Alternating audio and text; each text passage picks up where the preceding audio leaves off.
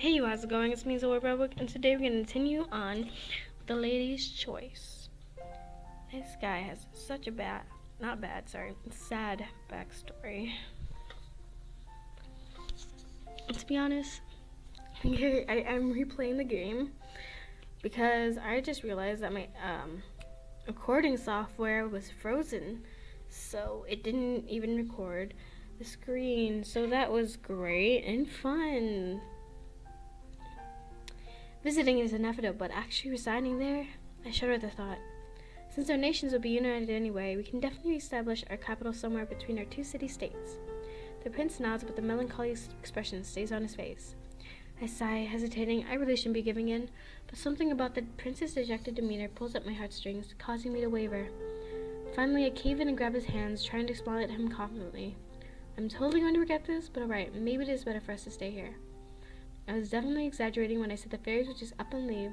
They'll be fine as long as we don't do anything questionable afterwards. We definitely can't let it seem like you're manipulating me. Is that really alright? Well, I'll try my best at least. We need permission from our parents at first. Okay, we can try every rhetoric in the book on mine. As for yours, why don't you send them a letter? No matter the stances of nobles and servants, your parents must love you to death, and they've been expecting you. My parents. Right, I'll do so right away. Prince Mer hesitates before he continues. Why does it look like he doesn't like his parents? I'm gonna be honest, most of my reactions are going to be off. Because I already reacted to all these. But my recording software just had to mess up, so I'm just gonna say what I thought at the time when I first saw this. So Prince Mar hesitates before he continues. Thank you, very Princess Charming. I do not even know how I could possibly express my gratitude. I return a warm smile. This is so far back. Don't worry about it. Bro, how did I even go that far back? Excuse me. I look around at the headless line of council members and nobles. I've been expecting a crowd, and I made it very clear in advance that I'm about to do something unprecedented for centuries. However, I'm nervous nonetheless. Charming, why have you gathered us here today? And why is the Prince of Water Kingdom by your side? I titter in place. Prince Murr looks sideways at me before squeezing my hand in support. I shake my head to focus. I can't stop now. If all I'm going to achieve here is to sully my reputation and the trust of the nobles, I shouldn't have come here at all. We've come here today to speak to you regarding our month-long courting period. The nobles mumble quietly amongst themselves. I ignore them. Princess Charming, please don't tell me you plan to skip the month altogether. Oh wait, that's Nicole. Oops. Nothing of the sort. Do you take us for fools? Nicole just crosses his arms and eyes me with a look telling me that he does. I resist the temptation to stick my tongue out at him. What do you seek, Charming? Please be direct. We would like to spend the month here in Lunar Kingdom. A stunned silence fills the room for a moment, then a brouhaha. Oh yeah, this is the part where I said all the weird things. Crown Princess Charming, you cannot possibly think that is alright. You can't possibly trust that rich enough to let him stay for so long. Who are you to break tradition when no other ruler has for centuries, millennia? Can you expect to marry him? You know nothing about the way his country is run. You know nothing about his nobles, its citizens, its power structures. He's never even been to the Water Kingdom as far as I know. I close my eyes to hide the fact that I'm rolling my eyes. That was really bad. Most of the nobles here are seniors, and traditions are the bread and butter. On top of that, many of the nobles think they'll be able to get more power or money as compensation if they read obnoxiously enough. I look up at my parents as the shouting continues, hoping they'll calm down and circle the crowd for me. They return my gaze and shake their heads. You must learn how to control dissent, especially if you wish to keep making such unorthodox decisions. Okay. My mother's words are drowned by the cries, and even I can barely hear her despite her proximity. Okay, let's calm down. Please calm down. I would like to defend myself. The nobles continue to argue. Oh my gosh. I look up at Prince Mur. He is as poised as ever, and I try my best to emulate him. I shout my next words so that I can be heard. I'm not going to shout. Please listen to me for a moment. The nobles' voices trail off one by one until the focus returns to my voice a minute later. I will soon be queen, and I shall not have to scream. As wonderful as Water Kingdom is, we have decided we do not wish to reside there, ever. Lunar Kingdom is much more beautiful and has much kinder, more intelligent people such as yourselves. We felt it was a waste of a good month to spend in a nation that will never habituate together. Do you really not say, Princess? How can you be so naive? He's trying to seize the Lunar Kingdom, Lunar reign for himself. He's keeping you from knowing anything about his nation, don't you understand? Do not worry. Prince Mur and I have discussed this matter. We have come to the decision that the power structure of the nations will remain as though Mur and I never wed. I alone will rule the Lunar Kingdom. Prince Mur alone will rule Water Kingdom. Wow, I can't speak. Water Kingdom exclusively. I'll make it very clear on wedding day, and again on coronation day, that he is to have no say in governing my land. He may advise me if he so wishes, but if I catch him even attempting to meddle in Lunar Kingdom's affairs through an alternate channel, I will end the marriage and break the alliance myself. I assume the same goes with the vice versa? Prince Mur nods from my side. Although the two nations will unite, their politics will remain the same. Water and Lunar Kingdoms will simply be two tightly allied nations. And there is 0 points in the alliance. I shake my head, exasperated. Have you not been paying attention, sir? This nation is on the brink of bankruptcy. What happens when we run out of finances completely? What happens when we can no longer fund national endeavors? When we cannot pay the 1,000 people we employ? When that day comes, Lunar Kingdom will collapse upon itself. Currently, Water and Lunar Kingdoms are only loosely allied. We look out for each other in times of war. Nothing else. Once we ally, the kingdom's finances will be completely joined. We will have access to all of the Water Kingdom's money if necessary, but they also have access to, well, we don't even have money, so let's be honest. You agree to these terms, right, Prince Mur? He nods before walking up to my parents and bowing completely, his knees on the floor and his arms outstretched. A sign of complete obedience and yielding. That's extra. And the nobles whisper amongst themselves, and even I can't help but gasp. What is he doing? Why? When monarchs make such gestures, it is only towards gods or during coronation to the throne as an acceptance of the gods' divine wills. Oh yeah, this is the part where I nerded out, and I was like, nerd! Because the original, how the monarchy was formed was because people believed that the monarchs were chosen by God, and that all their decisions were, like, from God himself, like, that like, it was the only thing and the right thing to do. Yeah, that's why I don't like my monarchy. When directed at a fellow monarch, it is a sign of inferiority. Defeat at wartime, it's shameful. After a whole minute, he finally rises and makes several hand movements towards my father, who seems to understand them. My father's eyes are as wide open as an owl's. While we'd rather much hold on to tradition, I suppose, I do not believe anyone's word could have an impact when the two of you are so determined. I nod as solemnly as I can, and Saddam's jumping from a strange mix of glee and confusion. Could we at least have a word with you alone, Charming? While he's asking a question, his voice is flat and determined. The nobles take their cue to leave immediately. Prince Mur bows once more, this time only from his waist down, taps me on the shoulders, then walks away. You mean slides away? May you stay, my lord. If you'd like, we trust you enough, and if anything, she opens up to you more than she does to us. Charming, I just want to ask a few questions without Prince Mur or any other nobles around. It's hard to be honest about people who are listening in. Did the prince pressure you into this? You're such a stellar child, although of course I am biased. I cannot believe you could have made such a foolish decision yourself. Absolutely not, mother. You know I refuse to take orders from fellow monarchs. If he'd pressured me to do anything, the engagement would have ended right then and there. Why did I put the British accent? I see. She sighs. I'm still surprised Miss Mur bowed to your mother and me. Was that scripted, perchance? No, not at all. It was a stun. It was unexpected. I had no idea who was planning to do anything of the sort. I see. How odd. On the bright side, that ought to have shut the nobles up for long enough. They're marvelous, but they do have a hard time keeping themselves calm. Charming, is there really no way to change your mind? How do you even feel about Mur? I shrug and look away. He's a good partner. He seems prudent enough, and he's definitely kind. You should see how poised he was during the entire discussion. I want a partner who is loyal and reliable. Prince Mur is both and more. He was willing to sacrifice himself for the sake of a better union between us. What? Well, I still don't even know what that means. I apologize, Nicole. My mind is set. I see. There's no need to apologize. Our decision has been made. As long as most parents are alright with it too, you may spend the month in Luna Kingdom. You've asked them already, I hope. Oh, of course. Mara's already sent them a letter. How long ago have they replied? Not yet, but Mara's certain they'll say yes, and he knows his parents better than any of us. Understood. Well, I'll go along. You have a prince to Ogle. Nothing of the sort. Yes, you most definitely did not stare at the prince the whole time he was here with you. Father? Voice is dying. I'm doing a double session. Come on! I tugged Prince once more. He chortled before following me. Why have you brought me here, Princess Charming? Why not? Why she looks so evil? Therefore, so much closer to the castle. Your legs no tire, mine are burning. I'm the type of mind who'd rather not walk home any more than he has to. Are you calling yourself lazy? I'm lazy. Not at all. I'm calling myself a swimmer.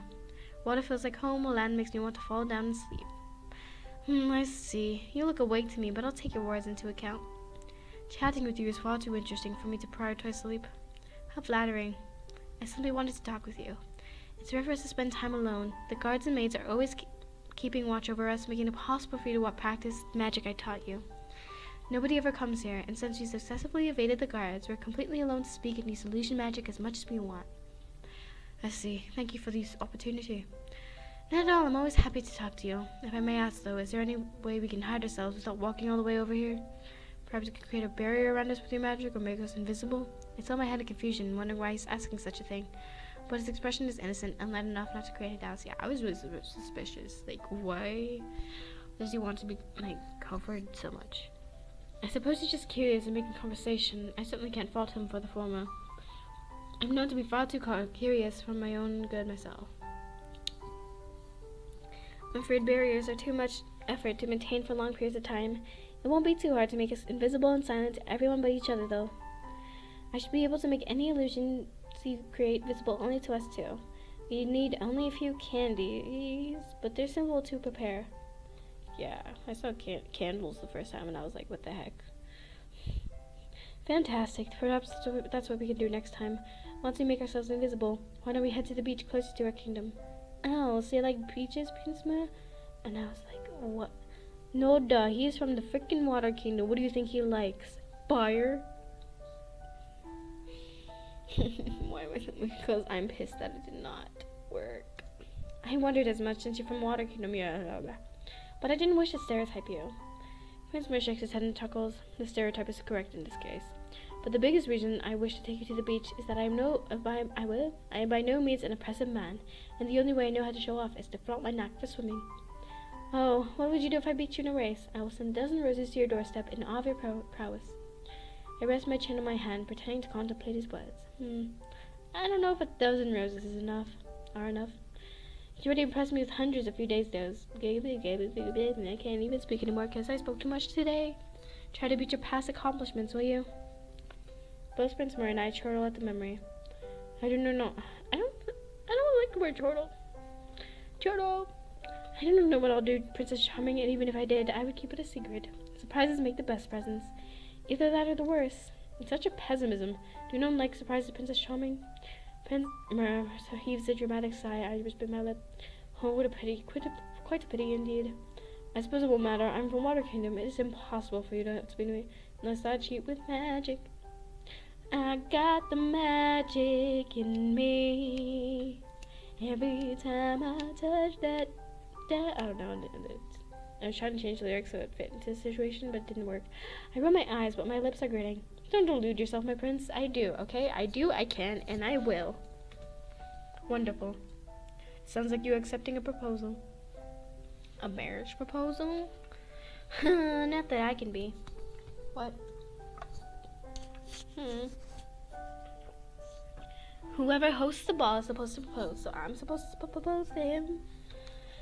Whoever hosts the ball is also supposed to go with the suitor to the suitor's kingdom. We broke the tradition that people will actually know about, why not another?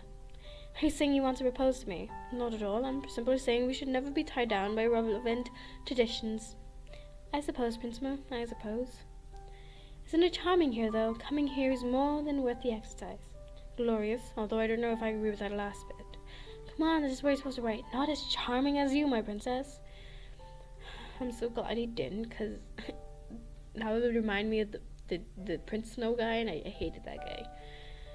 Prince Mersnort, you are far superior to mere landscapes, Princess Charming. It did not feel right to bring you down to the level through such comparisons.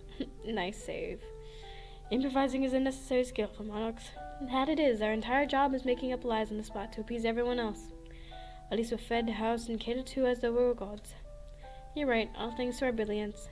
And look, like you say, please don't tell me to believe divine will and our superiority gave us our titles. Of course not. That's just same old propaganda. The few nobles who do believe such things are fools I do not wish to associate myself with. Thank the heavens, we are fortunate enough to be born with platinum spoons in our mouths. That's all there is to it. Hey, Princess Charming. What is it? I know this is a silly and rather abrupt question, but what kind of ruler do you wish to be? Well, I guess a generous one. I want to be generous. A ruler that people can depend on and love. I'm not sure how exactly to go about it yet, but I think the primary duty of rulers is to always learn and to serve. I plan to fulfill these duties to the best of my ability. I see. Prince Mo reaches down and begins to stroke my cheek. Ooh. I feel the heat rush to my face and takes every muscle of my body to keep myself from ducking away in embarrassment. Is that a sign of approval, Miss... Oh, wait, that's me. Is that a sign of approval, Prince Mer? Am I right in assuming you agree? You are more than right, Princess Charming. I want everyone to be happy. That's all I want. That's a lofty goal. A good one, but nigh impossible. I know. At the very least, I don't want anyone to starve. Do people lack access to food in your country? In your country, too. What are you talking about? There's plenty of food in the kingdom. Plenty of food for the wealthy. No matter how much grains there are to go around, if the poor do not have money to buy any, of course they'll starve. I suppose all the nobles prance around thinking they are the center of the universe who deserve everything at others' expense. They all think the nation is perfect as it is and refuse to listen to the truth. They're doing absolutely great, so they assume everyone is too. Even my parents, doting as they are, refused to take into account anything I told them, only laughing at my face when I explained how many people were sleeping on the streets and starving to the death. Princess Charming, what have you seen aside from this bubble of the castle and the nearby wealthy districts? How do you know all this? Do you often go out incognito? Yes. While I sadly have never been to the worst regions, I have been to many of the worst. Even they are nightmares to even visit. I couldn't even dream of living there. When I am king, I plan to change that. I know it cannot make everyone affluent or happy. That is not my goal. My goal is simply to make sure that nobody is dying because they cannot afford food. Prince Mo begins to tremble. I take him into my arms to comfort and still him, but to no avail. I've seen so many people die, Princess Charming. It's not a pretty sight. Starvation is not a pretty sight, even long before death arrives. I hate to describe it. I don't even want to think about it, but the memories won't leave my head. I saw my parents starve. Not my parents. I did this last time too. I saw parents starve so they could feed their kids, only to cease breathing in front of the very kids they wished to protect. I saw parents sobbing and screaming as they left the children alone atop the lake, unable to feed themselves, much less another mouth. I almost said month. Again. Despite working the landowners of tobacco farms for 20 hours a day, every day all I heard was screaming, fighting, bawling, people croaking and gasping to drain to all project their voices, struggling simply because they had not been born into any wealth. Wait, you're a prince. Why did you watch them die? Why didn't you pay for their meals yourself? If I had another choice, I would have taken it without a second thought. The second time the ship I was in leaked and sank. I survived by holding onto a log and swimming to the nearest land. I believe my men died, for I never saw them again. I do not want to go into details, but by the time I found civilization, what am I saying? A poverty-ridden slum. I was starving, greasy, and desperate myself, my clothes torn to near pieces. I had no money, knew nothing, not even the people of the slum believed I could be a prince. Men sent for the castle and found me only a few days later. Even within those few days, I saw too many die. I owed the men to pay and feed those of the city. The men scoffed at me. I was a little demon 12-year-old, rumored to be cursed and evil. I was never able to find the town again, but that experience fueled my desire to venture across the nation and help anyone in need. I've seen worse towns, that's for sure, but thankfully the older I get, the more power I have to help them. Once I am coronated, I will no longer have so many limits. I simply nod, unsure what I can say. I'm sorry I had to see such things while you're so young at that. I'm sorry such things happened and exist. To be fair, before that event, I myself thought the world was perfect, that nothing bad could ever happen to anyone. That was off, but oh well. I nod once more. Are we halfway through? You are 12, Prince Mer. Few children expect anything bad about the world. Even I, despite being of legal age, may be even more naive than I thought. If it's possible, Prince Mer, after we are married, when we do not have to do too much work, perhaps we can journey through our nations. I will try my best to help my people, our people, by your side. I would love that, Princess. Prince Mer sighs oh so gently that I almost don't hear him. Almost as much as I'm growing to love you. You know it. Prince Mer! I jump up to him and hug him from the back. A quick rush of air escapes his lips, signaling his shock. And once he manages to calm down, he begins to chuckle. He looks around, making sure there's nobody watching us. Unable to turn around from within my grasp, he creates this visual illusion in front of both of us. I squint to see the distant writing. What's the rush, Princess Charming? I jiggle the wrapper inside my hands. Invisibility's candies. Okay, yeah, it was candies. I was like, what the? I was like, why is it candies? Guess what I brought? Prince Mer raises his brow at understanding instantly dawning on his face. Other days of trekking miles to the secluded beach finally over. Now we all get... Wait, what? Now we get to haunt all the other beachgoers by creating waves where they cannot logically exist. Remember touching. Yes, touching. Emma tossing the peach balls back at them without even waiting for them to land. You've got it. I can see I've been a fantastic influence on you. I never said I agreed with your antics. How is that so? I went through so much effort creating these two. You claimed they were easy to acquire. They were easy to make, but you haven't noticed it's been a week since I started creating them. The potion itself was quick to brew, but then I had to wait for the precipitates to form. I spent hours and days just watching the poor thing boil, chanting magical nothings the whole time. You have spent so much time with me the last week. I find it hard to believe you could have found any time to look over the potion. Perhaps I pulled all-nighters just to please you with all these potions, Prince Mer. Wait, it's me? This is me. I'm so tired. We can't have your legs cramping up any longer, can we? Impressive. Makes it hard to refuse. Don't refuse, duh. I'd like to tell you that I've been sacrificing sleep too, though. All for you. Oh, let's just say that I've been practicing my magic whenever I found the chance. I don't know how I feel about that, but as long as he hasn't figured out how to perform magic beyond visual illusions, it should be alright. Do elaborate, my prince. I loosen my grip on Prince Mer, and he immediately pivots around with a grin. You will see, Princess, if you manage to beat me in a swimming competition. Oh, believe me, I will, so don't disappoint your teacher. Of course not, so I practice my technique over and over again. Thank you very much. I'm glad to hear that. Shall we get going then? It's so hot outside, the perfect weather with the weather. Sounds fantastic. He points towards my vials. So how do you use these potions exactly? Well, we have to make ourselves visible to each other, don't we? A mere potion would be enough to make ourselves invisible to everyone, but in our case, we have to add both our salivas to the potion. I giggle at Prince Mer's change in expression. So shall we, spit into each of the candies? We could, but I can think of something better. Yeah, when I first saw this, I was like, they're gonna make out. I already saw it. I see it.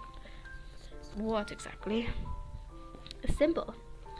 I hand Prince Mo a piece of the candy, and then toss the other into my mouth. Prince Mo puts his through his lips as well, albeit hesitantly. I hug him by his neck and pull him in towards me until our lips barely touch. We just need to melt the candies inside our mouths. This is such an awkward scene, and I have to go through it again. This is great. My heartbeat quickens and crescendos dramatically as I finally realize that, oh gosh, this is it. I'm really initiating this. Yep, yes you are. I try to keep my voice level and low, but I don't succeed. The distribution doesn't need to be equal. One of these candies can last a full day, and we aren't planning on hiding away that long. Your foresight was quite uncanny. The words appeared behind him, forcing me to tilt my head some more to see it properly. His illusion flickers like a candle flame before it finally proves a second too soon. I smile. Clearly I'm not the only nervous one here. Don't I know it? Our lips finally touch. His feel like fire, but I find myself shivering. The kiss is tender and hesitant at first, but our tongues soon begin to brush and dance. Oh dear. The candies gradually melt, leaving a strong taste of peppermint as we push them around with our tongues. Blood rushes in my ears, and before I know it, I'm pressing my back against the door. Prince Mer's fingers play with my hair and the small of my back, and I hug them tighter, embracing the emotions that consume me. We stay entangled for an eternity, forgetting our reasons for kissing in the first place until long after the candies have completely dissolved. When our lips finally part, it's with delay and longing. We gaze into each other's eyes, then begin to laugh. You look like a ghost. How kind of you to say that. No. You look beautiful. You're a beautiful ghost. I shake my head with yet another giggle. So are you. It's how we know the potion's working. Ah, of course. Shall we go then? One moment. With those last words, I tiptoe and pull Prince Mer towards me once more, my hands exploring his hair. Okay. I don't want you, baby. This was, I don't want to do anything. I don't want. It struggles. Prince Mer and I dash to the beach, creating footprints in the sand that confuse anyone who sees them. Mama, Mama. Yes, what is it, dearie? Look, and this woman. We grin at each other before walking up to the child. Mama, the footprints are coming here. I ruffle her hair. The mother looks scared, but she doesn't run away. I wonder if the fairies are playing tricks on us. Oh, fairies! I wish I could see them. Little fairies would kill us for the defamation if they knew. I don't even know how you say that. And that's debatable. Quite a few fairies do have a sense of humor, I assure you. I sure hope so. She's adorable though, isn't she? A child would be even cute. Damn, he's thinking ahead. Wait, whoa. I snort, unsure whether I should agree or smack him. Pretty presumptuous of you, isn't it? Who says I'll have to? Who says I want to have kids with you, pervert? It's important for rulers to have hers. He can always adopt. Prince Mer shrugs as he shifts his balance. He then lifts the little girl up into the air and moves her back and forth. The child giggles cheerfully, but her mother begins to fret. They're being so creepy right now. Whee! The child's enjoying it, so who cares? The wishes of child trump all, do they not? Well, unless that child is evil, then if they wish for everyone to die, they don't trump everything. I hope not, if you say so. As soon as the girl begins to show signs of boredom, both of us slowly stop. Prince Mer holds the girl in front of her mother until the latter takes the girl into her arms. You like kids, Mr. Mer? Children are heavy. Why else would I have carried her so around so long? I don't know. To impress me, maybe? Not everything I do is for you, Princess Charming. I highly doubt it. We share a quick grin. Regardless, I'm glad we made the little girl happy. That was pretty fun. Me too. I reckon we terrified her mother, though. That's alright. It's a parent's job to be terrified. Prince Mer snorts, and we walk closer to the water. Hey! You were bragging before about your swimming skills. Show me, will you? Why don't we race? I don't know. I'm actually quite tired from playing with the kid. I roll my eyes. Stop with the excuses. You're scared you'll lose, aren't you? Please, pretty please, with the unicorn on top? What? Why a unicorn? Because unicorns are cute and they're the first thing to pop into my head. Now let's swim. Mer shakes his head and then clicks his tongue playfully. Do you really want to see my bare chest so much? What? I said no such thing. You claim you actually want to swim instead of just getting in the water and splashing water. Wait, what? Splashing water at each other like they do in the romance tomes. Oh yeah. I still don't even know what the hell that means. Can you read that stuff? Prince Mer refuses to acknowledge my questions. Wait, what? Oh, yes. It's very common sense that our outfits will prove quite obnoxious. They are far too baggy. Prince Mer, you read the romance novels? Kenny pretends not to hear me, but his ears flush red. I do not know if you are close enough yet for you to see me half nude. Oh, how scandalous. I cross my arms. Do you really think that? I remember us sharing a passionate kiss just moments ago. Yes, that really awkward to say kiss. Now his entire face flushed as a tomato red. Oh, that was just business. We had to become visible. That was the only point of the kiss. Emotions definitely so. You need to look at yourself in the mirror right now. But oh, did I forget to mention? We didn't need to kiss at all. Yeah. He's actually angry. Yes, you did tell me we had to exchange the salivas, but kissing was the only practical way of going about it. No, there's also another way. I just might have accidentally on purpose forget to mention it. Bloodletting. How does that work? Each of us stirs into the cauldron a tiny drop of blood. A small needle poke will have sufficed, nothing painful or extreme. Oh, how terrifying. No can do, Princess Charming. I'm deathly afraid of needles or anything sharp in general. Somehow I doubt your honesty. You're afraid of sharp things. What about weapons? How does a prince like you defend yourself in this day of age? You don't even have magic on your side. That is what bodyguards... apparently we don't have bodyguards, though. I stepped close, had to him to play shove his chest, but instead of his chest, my hand hit something hard, flat, and narrow. What did I think it was? Prince Mer jokes back to me. I'm trying to think what I think it was. I thought it was a wand. But I was like, nah, it's not a wand. And it's not. Prince Mer, what was that? What was what? You know exactly what I mean. You recoiled. What did I hit just now? Perhaps I recoiled because you smacked me. I didn't smack you, I smacked something you were carrying. I normally wouldn't care so much, but the way you're so intent on hiding is not very suspicious. I'm not hiding anything, dear princess. Look me in the eyes, then. He shifts his gaze to mine. Prince Me. After a moment of hesitation, Prince Me sighs, and lastly, I think this is like the moment before he tells us. My voice is dying, because I have to re-say all of this shit. Shoot. So, you're gonna figure out what it is next video. Don't worry about it. So, till the next.